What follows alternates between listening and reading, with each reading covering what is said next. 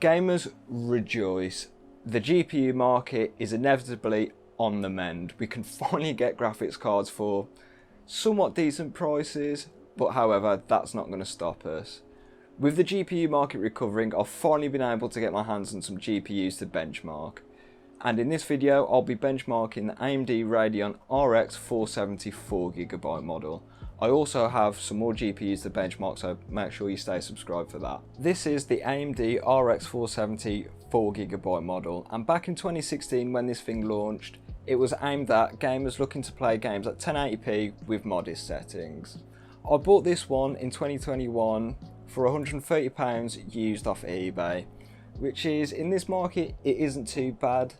But however, we used to find them for around £100 before all the GPU market crash. Hopefully, with time to come, we'll be able to find them for around £100 again. The specific model I'm testing today is the Strix Gaming 4G, and to be honest, the cooler on this thing is really good. I like the cooler on this. It's a dual fan design, and it's got two heat pipes as well, and in this heat wave in the UK, it only kept it around 65 to about 67 degrees C, which is actually pretty impressive. I also like the shroud on this GPU as it comes built in with RGB, but my only complaint is there's no backplate on it, but on an RX 470 it's not going to make that much of a deal, let's be honest. The backplate's mainly just for looks and a bit for cooling as well. The RX 470 comes equipped with 2048 CUDA cores, and this specific model will boost up to 1206 MHz.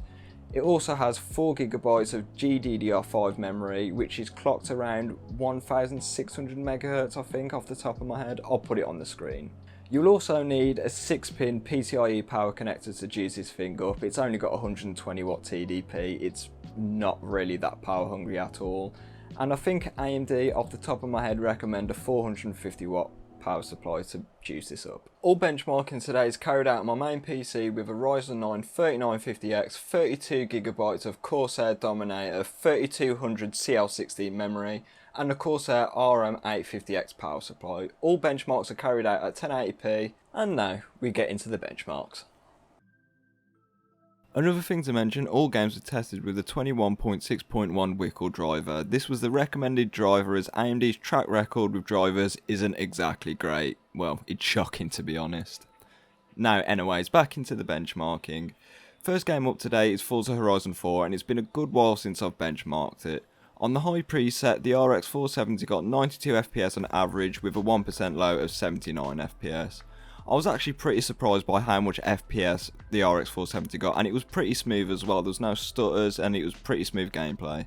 From my experience, Forza Horizon 4 tends to be both CPU and GPU demanding, but anything from a 6th gen i5 and above will be a perfect pairing for the RX 470.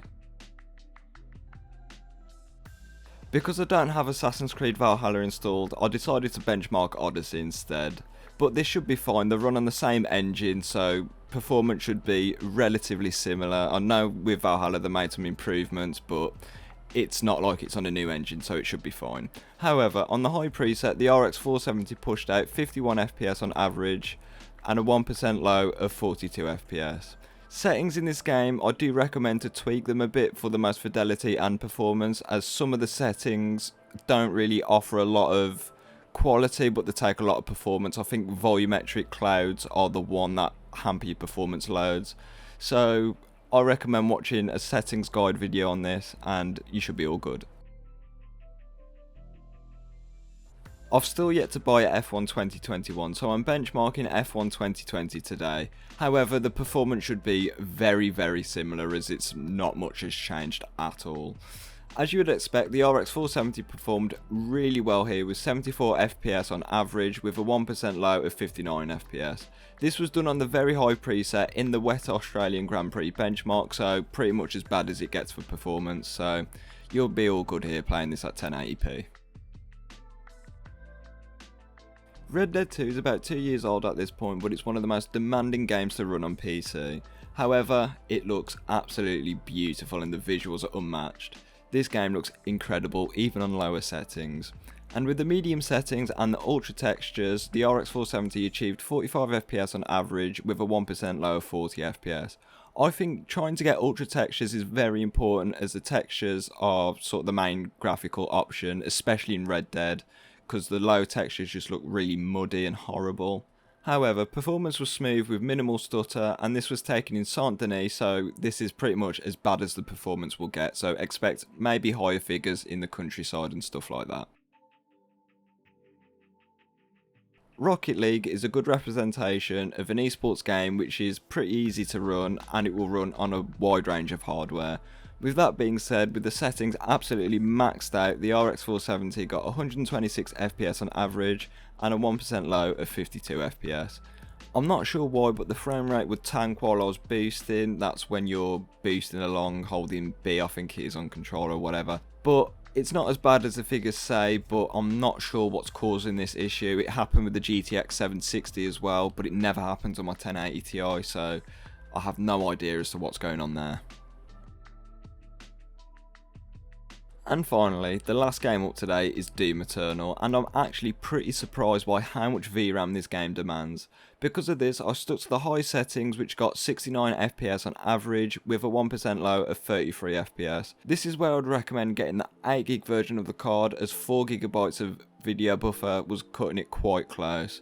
And with all that said, that rounds off the benchmarks for today. I was pretty surprised with how well the RX 470 4GB performs in 2021. With newer games like Red Dead Redemption 2, we even managed to get away with ultra textures. The rest of the settings, albeit were medium, but the game still looks incredible. And it squeezed out 52 FPS as well, which means it's no slouch. A game like Red Dead Redemption 2, which is notoriously hard to run, 52 FPS in that game is pretty good actually. As the RX 470 is officially supported under AMD FSR, I wonder how well this card will perform in the future. That is something I would like to test out, but however I am selling this card as a part of a X58 build, so hopefully I might be able to get my hands on one in the future. At £130 on the used market, the RX 470 would actually be a compelling buy. I know, imagine a GPU being a compelling buy in 2021. It's perfect for gamers who want to play AAA games at modest settings, or even those gamers who want a 144 FPS experience in potentially older AAA games and competitive games where every frame matters pretty much. Because of this, I can actually recommend this GPU at this price, but I would urge you to wait slightly, see what the market does, as it's going in a downward trend right now, so you might be able to pick this GPU up for around 100 if you wait a bit, and that's what I recommend doing, waiting. But if you need a GPU here and now, £130 for an RX 470 isn't a terrible deal, it's just an okay deal. With all that said, I can firmly recommend this GPU in 2021. It performs well, but I'd say get the 8GB model if you can. If you get the 4GB model, it may do you fine today, but eventually in the future 4GB won't be enough. Just bear that in mind. With all that said, I'm going to leave the video here, so if you like the video, like it and stay subscribed for more PC gaming content, and I'll catch you in the next one.